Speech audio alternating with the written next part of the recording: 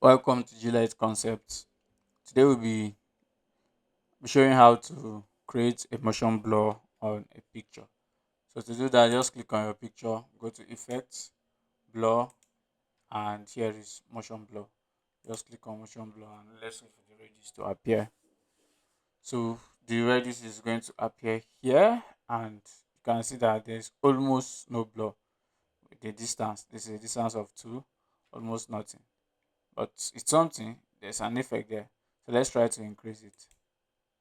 You see how it's changing, like something is shaking, something is in motion. That's why it's called motion blur. You can see that how we are increasing, you can see how it's shaking, you can see how it's as if the lady has been she has been shaked, so moved so fast that there's something like a speed effect. Yeah, let me just use that word, the speed effect. So you can see something like this. So this is what is called motion blur. It's as if she was moving. You can see something here. You can see her here. It's as if it's moving. So this is how you can just create a motion blur effect. You can raise it to whatever distance you want.